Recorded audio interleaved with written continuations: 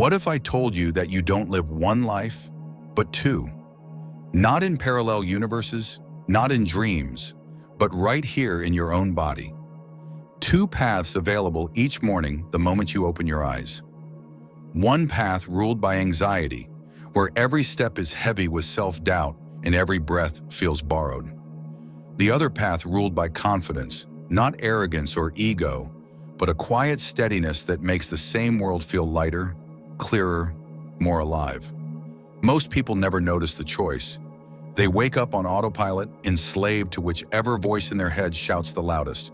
But today, I want to take you on a journey through both lives, to show you in vivid detail what it feels like to live one day with anxiety and another with confidence, to reveal how the same world bends according to the state of the mind that meets it. Marcus Aurelius said, "The soul becomes dyed with the color of its thoughts." Today, neuroscience calls it neuroplasticity, the way repeated thought patterns literally reshape the brain. Stay with me to the end, because not only will you experience both lives, you'll walk away with tools to choose which life you want to live tomorrow. And before this journey is over, I'll reveal a single practice that modern science has proven can shrink anxiety in less than 90 seconds. Before we dive into the anxious day, I want to remind you, this journey isn't just a video, it's a practice. If you want more teachings like this, subscribe to us at the Self-Mastery Movement. Every week we train together in philosophy, psychology, and self-mastery, so you never walk this path alone. A day of chaos and anxiety. The alarm doesn't simply wake me, it startles me like a blow. My chest tightens before my feet even touch the floor. I'm already behind, already guilty, already small. My hand grabs for the phone before I can think, and the glow of the screen floods me with everyone else's lives. Notifications pile like accusations, headlines of disasters, pictures of success, endless reminders that the world is moving faster than I can. With each swipe, a whisper grows louder. You're not enough.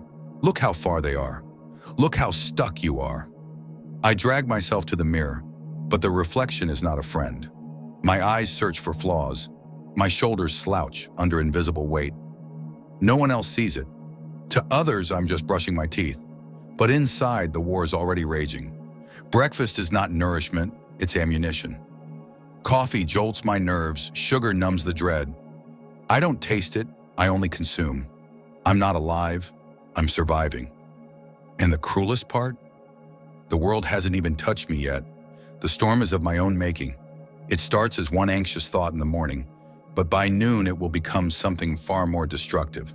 The street is loud, but not louder than my mind. Engines hum, horns echo, people walk with purpose.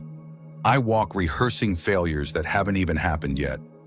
Every glance from a stranger feels like judgment. Every interaction I imagine ends with me stumbling, dismissed, humiliated.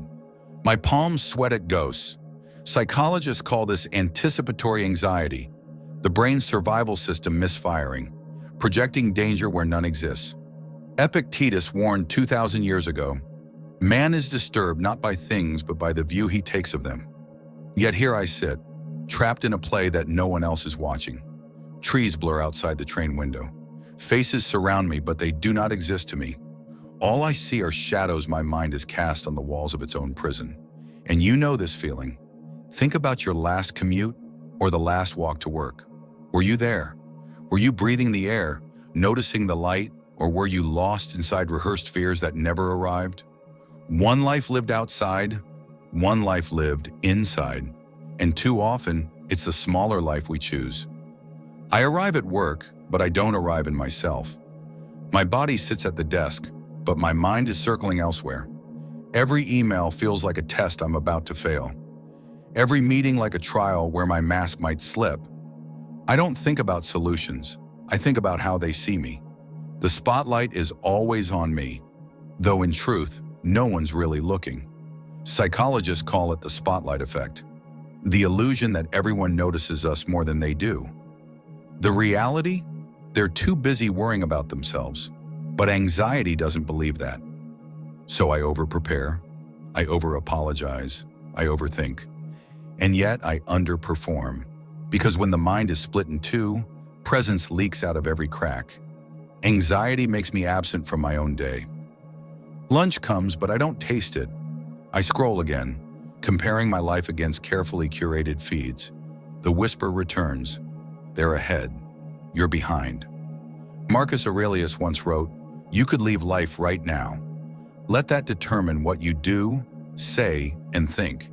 Yet here I sit, living as if I have infinite time to waste on imaginary failures. What begins as self-doubt in work becomes a cage that I carry into every conversation after. The workday ends, but the war doesn't. It follows me into friendships, into family, into every social encounter. A friend asks, 'How are you?' I smile and I lie. 'Good, just busy.'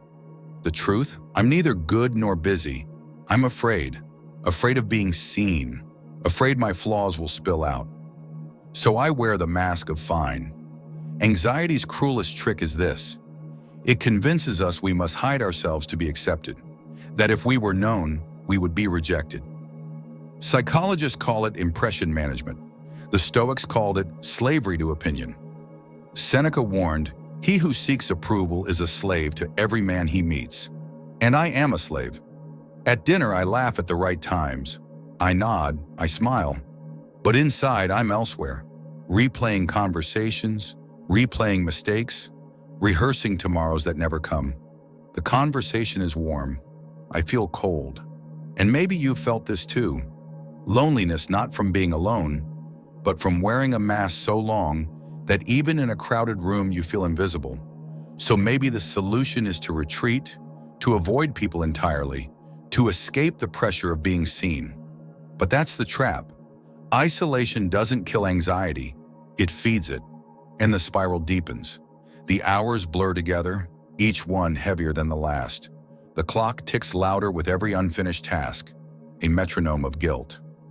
I open a tab, begin typing, then switch to another. I jot down notes, but the page stays blank.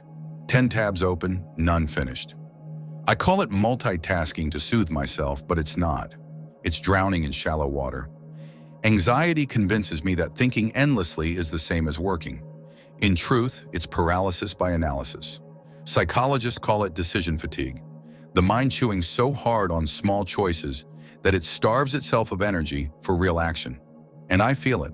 My body slouches, my eyes burn. It's only mid-afternoon, but I feel like I've lived a week. Seneca once wrote, "We suffer more often in imagination than in reality." And here I am, exhausted not by reality, but by the imagined weight of choices never made. By 3 p.m., I've produced almost nothing. Yet I feel drained, as if I've run a marathon in chains. This is anxiety's cruel trick. It convinces me I'm working harder than anyone else because the mental effort feels so enormous. But the world doesn't see effort. It sees results, and mine are few. This exhaustion is more than tiredness. It's a cost, a debt that will be carried into the night. And when the anxious mind tries to rest, you'll see, it cannot. If you're beginning to see yourself in these patterns, don't run from that awareness, lean into it. And if you want tools to transform this awareness into daily practice, join us by subscribing to the Self-Mastery Movement. This isn't entertainment, it's training for the soul. My shoulders ache as if I've been carrying bricks. My jaw is locked tight, my teeth grinding silently. My stomach churns with a low-acid burn. The battlefield is not out there, it's here, inside my skin. The body does not lie. Neuroscience shows us that chronic anxiety floods the nervous system with cortisol, locking us into fight or flight even in safe rooms. The trauma researcher Bessel van der Kolk calls it, "The body keeps the score," and I feel the score carved into my muscles. I try small remedies. I stretch. I sip water. I stare out the window at clouds. For a moment, I feel a little lighter, but the mind drags me back into vigilance. Even in silence, I feel hunted. The Stoics would say the mind and body are one vessel, pollute one, and the other sinks. I know it now, viscerally. To the outside world, I look fine, maybe even healthy. But inside, my nervous system is running marathons no one sees. Invisible suffering, a quiet exhaustion that wears the face of normalcy. Anxiety convinces me that I'm protecting myself with this hypervigilance. But the truth? I'm destroying myself slowly, quietly, from the inside out. And when night comes, when I try to escape into comfort, you'll see how the trap tightens. The day ends, but the storm doesn't. Instead of peace, evening brings the illusion of escape. I open Netflix, scroll mindlessly, and pick something funny. For a while I laugh. For a while I believe I'm okay. I grab dessert. The sugar coats the dread like paint on rot. I scroll through feeds again, soaking in other lives to drown out my own. For a moment it works. But here's the cruelty. When the noise fades, the thoughts return, sharper than before, and now guilt joins them. Why did I waste another night? Why can't I focus like others? Why do I feel so empty even when I'm distracted? This is avoidance coping. Psychologists know it well, running from the fire instead of walking through it. The Stoics called it chasing shadows. You think you've escaped, but all you've done is prolong the chase. And you know this feeling. You've closed your laptop at midnight, realizing you've lost 3 hours. Not living, not healing, just avoiding. The truth is this: comfort without presence is not rest, it is anesthesia. And like anesthesia, it wears off, leaving you weaker than before. You think sleep will rescue you, but wait. Sleep is where anxiety bears its sharpest claws. The lights go out and the storm begins in full. My body is exhausted, but my mind is electric, replaying the day in cruel detail. Every mistake magnified, every conversation rehashed, every possible tomorrow played out in disaster. I try everything: deep breaths, counting sheep, repositioning the pillow. But nothing quiets the flood. Psychologists call this rumination. Neuroscience reveals the culprit: the default mode network, the brain circuitry that activates at rest. In the anxious mind, it doesn't rest. It becomes a torture chamber. Stillness doesn't soothe me. Stillness amplifies me. I toss, I turn, I check the clock. 1 a.m., 2 a.m., 3 a.m., each hour slipping away like stolen treasure. The cruelest part is knowing that tomorrow will begin with the same storm, that this endless cycle is feeding on itself. Night draining into day, day draining into night. Anxiety is not just a thief of sleep, it is a thief of life itself. And in these long hours of darkness, I feel its grip most tightly. By now, the truth is undeniable. Anxiety doesn't just shape moments, it hijacks entire lives. It colors every thought, every interaction, every breath. It convinces us we are powerless, when in fact we are simply untrained. Modern psychology tells us anxiety is not weakness. It's misdirected energy, a nervous system firing in the wrong direction. The Stoics would agree, fear is fire. Left unchecked, it burns you to ash. Harnessed, it forges steel. And here I lie, burned out by a fire I never learned to master. But what if tomorrow, the same alarm rang, and the fire was used differently? What if I woke up not as the anxious self, but as the confident self? The same world, the same body, the same obstacles, but lived with a different mind. You think you've seen the story, but you've only seen half. Because tomorrow, everything changes. And when it does, you'll understand the cost of choosing fear and the freedom of choosing confidence. A day of clarity and confidence. The alarm rings, but this time, it doesn't jolt me awake like an intruder. It calls me, like a bell summoning me to the present. I open my eyes, not to chaos, but to breath.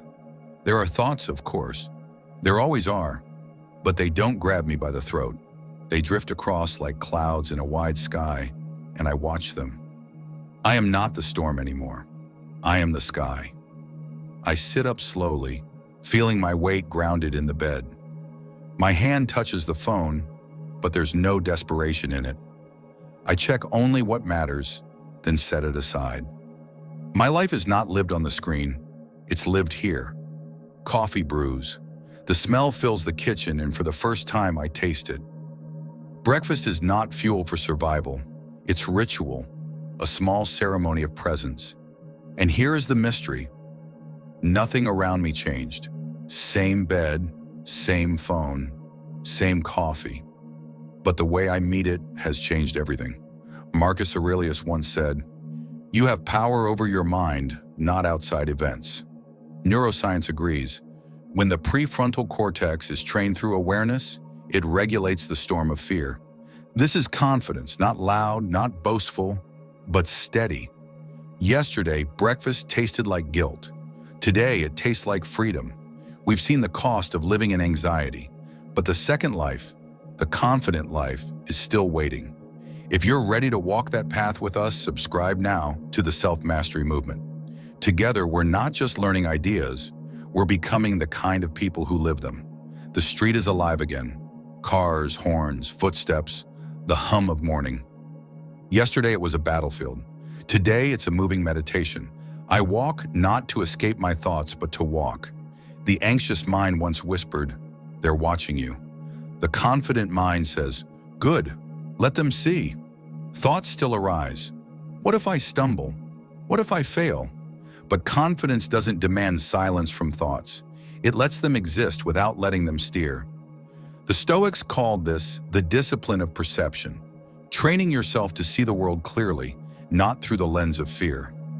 Modern psychology calls it cognitive reappraisal, the ability to reframe threats into challenges. My feet hit the pavement. My lungs fill with air. I notice faces on the train, the play of sunlight on glass, the way a child points and laughs at nothing in particular. Yesterday I missed all of this, locked inside imagination. Today I am here, receiving the world as it is. And you've tasted this before, haven't you? Those rare mornings where everything feels sharper, brighter, more alive. That wasn't the world changing. That was you shifting. That clarity is always available. You only forgot how to enter it. The desk is the same. The emails are the same. The meetings, the deadlines, the demands, unchanged. But my presence changes everything. I no longer see each email as a judgment. I see it as information. I don't rehearse failures in meetings. I listen, I respond. Confidence doesn't erase challenge. It transforms it into an arena. Psychologists call this the flow state, where focus narrows, time bends, and energy consolidates instead of leaking. Neuroscience shows dopamine doesn't flood when we escape into distraction. It flows when we progress, when we take small steps that stack into momentum. Lunch arrives.